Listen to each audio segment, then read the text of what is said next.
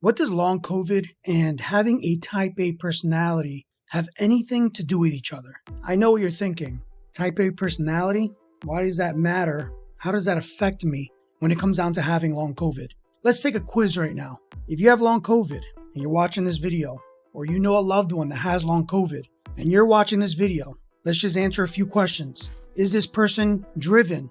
Is this person perfectionistic? Is this person a people pleaser? They're afraid to let people down. Most people that I've come across with long COVID, including myself, are type A personalities. We're rooted in being type A. Sadly, our society that we live in glorify having this type of personality. Usually it takes this type of personality to accomplish things and to move up the ladder in a sense in life. One thing finishes and you're already looking towards the future, looking to see what you need to accomplish next. Are you always pushing your boundaries? Maybe people admire you because of that. Maybe people admire how much you have accomplished in life. You are so driven. You accomplish one thing, you go to the next, you accomplish that, you go to the next. You go to college, you have A grades. Your personality traits are making you sick. Now, if you understand a little bit about polyvagal theory, and if you don't know what that is, you can watch my other video on my channel explaining what that is. But these personality traits are triggering your nervous system. They're constantly stressing you out. We spoke about this lever, and this lever is in the middle. And this is what a regulated nervous system looks like. Sadly, our personality trait, the trauma that we've gone through, our own thoughts, life circumstances, pushes this lever to stress. The problem isn't this. The problem is when there's so much stress, chronic stress, that it stays stuck there. This is when you start having symptoms of the nervous system. This what we call dysautonomia. So yes, your personality traits are making you sick. The next obvious question is, how do I fix this? Isn't my personality trait permanent? I can't fix this. Type A personality is all I know. Well, let me tell you, this process isn't easy. What I'm going to tell you isn't easy. Once you understand that having a type A personality is really toxic for you, for your mind, for your soul. Once we see that, we are now motivated to find a solution, to act. A big part of my recovery, a lot of people ask me, hey, Rob, what are your polyvagal exercises? What is your routine? What have you been doing? What have you been supplementing? What have you been drinking, eating, thinking? I believe this is the most important part of our recovery journey. This is the foundation. You can do all the polyvagal exercises you want all day, but if you don't fix this, personality traits, these toxic personality traits you have, that lever, even though with all those polyvagal exercises, you move it to relaxed and calm and regulated, your thoughts and your personality will throw that lever back into chronic stress. And because you live with yourself 24/7, what ends up happening is that lever keeps being thrown 24/7 on the stress side. And so even though you do all the polyvagal exercises, you constantly throw that lever back into stress, back into dysautonomia, back into sickness. So that's why it's important to do this work. But this is not easy. We want to find out, how did we get these personality traits? Why are we so type A? Why are we so perfectionistic? Our personality traits are rooted into our beliefs, and our beliefs are created from when we are young, usually by the way we are raised. So I'm going to be very vulnerable with all you guys, and I'm going to put myself as an example. I love my father and my mother to death. I love them. One thing they taught me at a young age by their actions was that I had to be perfect. They would only praise me when I would accomplish hard things. And I remember when I didn't do these things, I didn't get much praise. If anything, I got a lot of criticism. My parents were very critical of me. Why? Because they thought that setting a high standard was going to make me successful. They thought if I was perfect, I would be successful in this life. In their minds, they thought this was the best thing to do to me.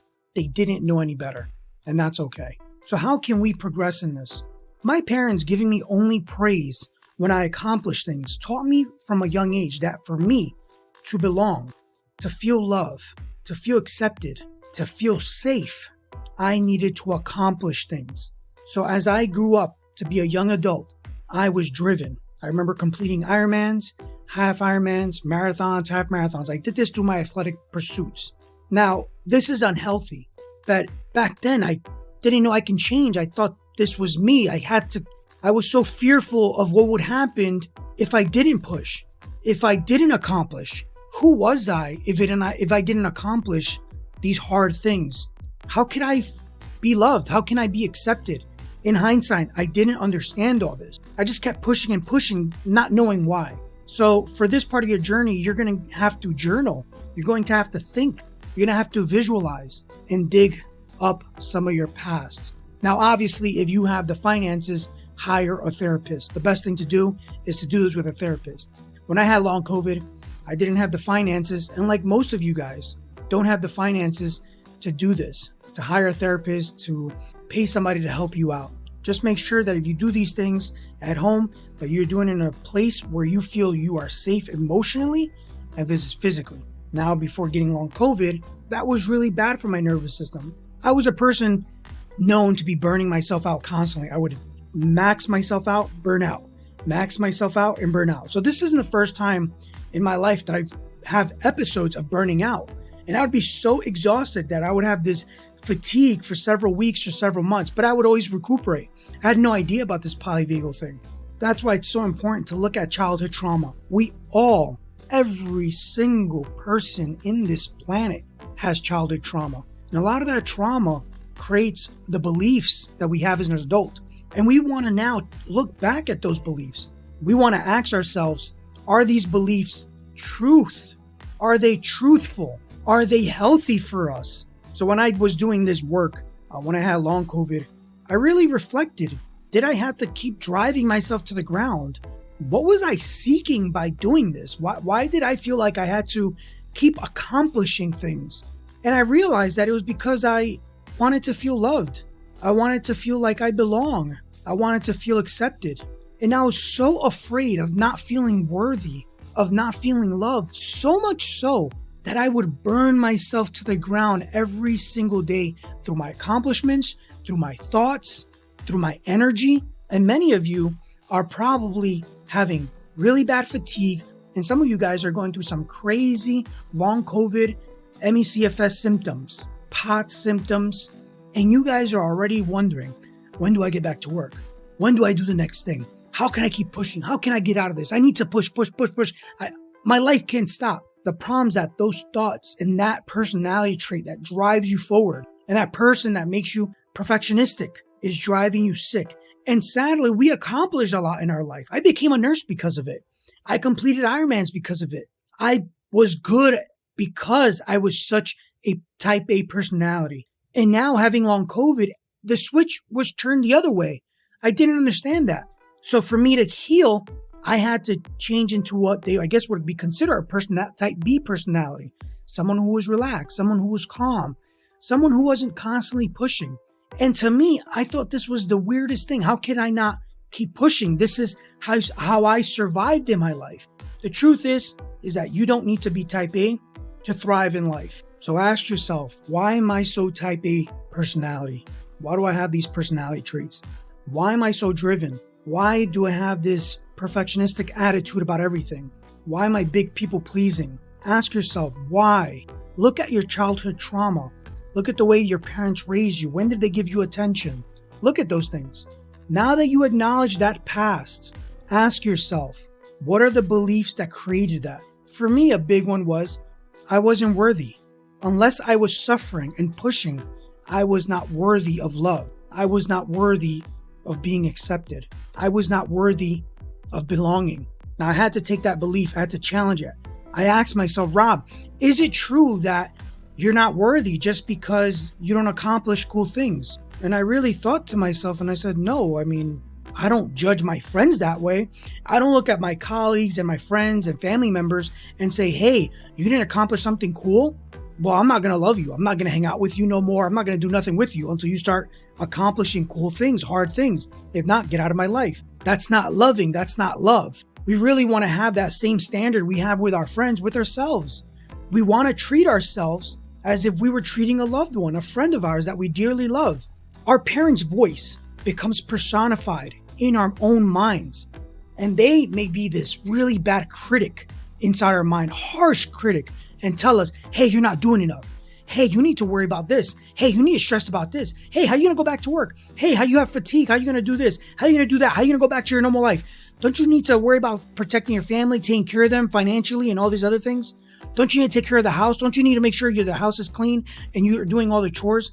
How are you going to make more money? Don't you need to worry about more money? Hey, athletically, weren't you a runner before and now you can't even run? You can't even walk. And we want to calm the voice of that inner critic and understand that that voice was programmed into us when we were young, and now it's here. And the purpose of that voice is to protect us. It wants to protect us. It wants what's best for us. But this is where self-compassion and self-love comes in. We want to have self-compassion towards ourselves. Some of the exercises they do for childhood trauma is really just imagining a younger version of yourself and really listening and looking at that boy or girl. Imagine the past. Imagine a time where your parent maybe yelled at you because you didn't accomplish something or because you were pouring water into a cup and you weren't perfect and they yelled at you when everything dropped. And so now in your life as an adult, everything needs to be perfect because your mind relates that if I'm not perfect, I'm going to get hit, I'm going to get yelled at, I'm going to get verbally abused. And that feeling of anxiety is so fearful. But now you're making the connection how childhood trauma affects us as adults. Once you start going back there as a little child and you imagine the little Rob, the little whatever it is, right? And imagine an event where maybe your parent flipped out on you. I want you to look at that kid. I want you to imagine their face. Maybe they're fearful. Maybe they're crying. Maybe they're scared.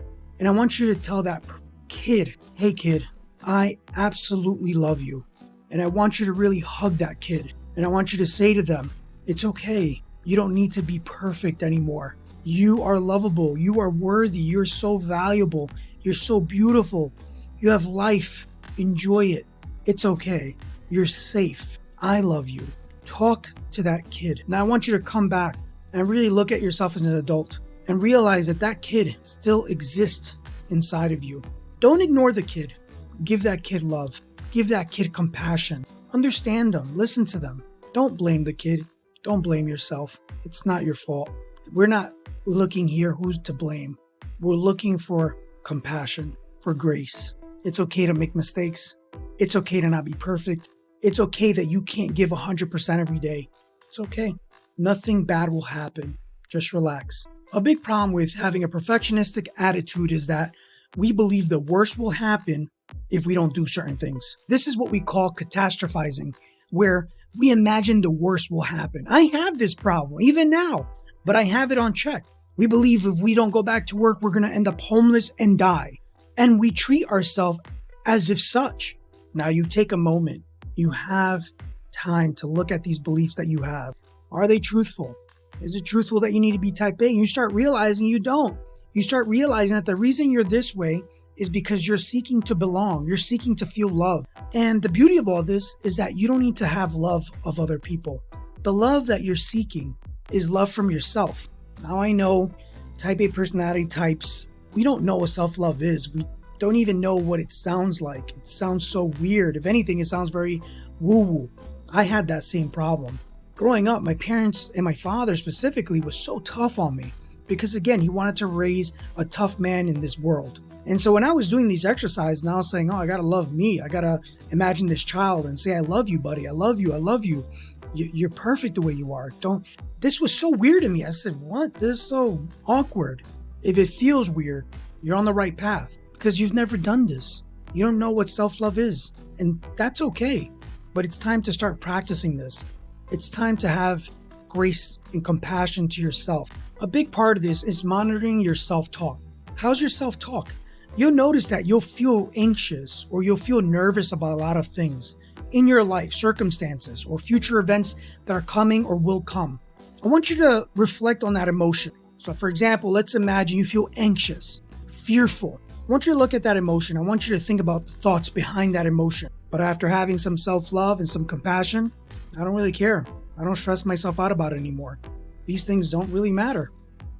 You can improve your self-talk by having purposeful self-talk. Sometimes our self-talk, it comes from that negative programming or those negative beliefs that our parents gave us, right? They programmed us in our minds as we were young. But we can change that. Anytime you're anxious about something, change it. Say something positive to yourself. I would take a journal and I would take a pen and I would literally just write sentences and I would repeat the same sentence. I will get better. I will get better. I will get better. I will get better. Nothing needs to be perfect. No such thing as perfect. No such thing as perfect. No such thing as perfect. Whatever phrase resonates with you, write it over and over. Say it out loud. If you're on the couch, if you're relaxing, stop the TV, mute it, and just say it out loud. Say it out loud. Fight those perfectionistic tendencies that we have. And really the cure to all this is learning self-love. And I really advise people to learn more about self-love. You need to hear what self-love is. And that's why I recommend books about self-love. And you could do a quick Google search. Personally, the one that I really love is a book by Shannon Kaiser called The Self-Love Experiment. That book exposed to me what self-love was. Hearing her talk about her journey and what self-love was to her, I resonated so much with her. I was like, wow, this is self-love. Like, this is amazing. I hope this video made sense. How type A personalities can trigger our nervous system because we are constantly stressing ourselves out through our thoughts. And even though you're doing the polyvagal exercises, your chronic stress lever is pulled back and it's stuck because of your thoughts. And maybe, meditation or breathing exercise or laughing yoga will put it to the middle. But guess what? Your thoughts, you're with them 24/7 and you pull it all the way back and your nervous system is turned on and you can't get away from those symptoms, from the chronic fatigue, from the POTS symptoms. Look at the personality traits that you have. Look at how those personality traits could have been programmed into your mind since you were at a young age. Look at that childhood trauma. Make sure that while you do this, that if you can, do it with a therapist. And if you can't, make sure you feel safe emotionally and physically. And out of that childhood trauma, look at what are the beliefs that came out of that trauma. What understanding and what story did you tell yourself as a young child? What is the story that you came out with? That story is called the belief. Now look at that belief. Challenge that belief. Ask, is this belief truthful? Is this belief healthy for me? And you will realize that most of these beliefs that we have are not truthful and are not healthy for us. Then ask yourself, what is truthful? That will be your new belief. At first, it'll be hard to even feel that belief, to understand that belief, and that's okay. But start to program yourself with that belief through constant self-talk and repetition. Listen to books or read books on other people that talk about self-love and look at the way they speak to themselves. And remember, we did kind of a childhood trauma therapy session where we looked at that child in the past and we gave that child compassion and understand that that child continues to live within us. And we want that child to feel loved and safe. This, I truly believe, is the foundation for healing with long COVID. Once you do this and you can calm your thoughts down and looking at your house messy doesn't stress you anymore, or worrying about your career doesn't stress you anymore, or being worried about your career doesn't stress you anymore, or wanting to be rich and have lots of money doesn't stress you anymore, or trying to please your parents or family members or your spouse doesn't stress you anymore. Once that stress is off your chest, it just feels so good. You can do the polyvagal exercises in a calm state. And the effects of the exercises are so much more because you're not constantly throwing yourself into this fight or flight through your thoughts. Please comment below what helped you.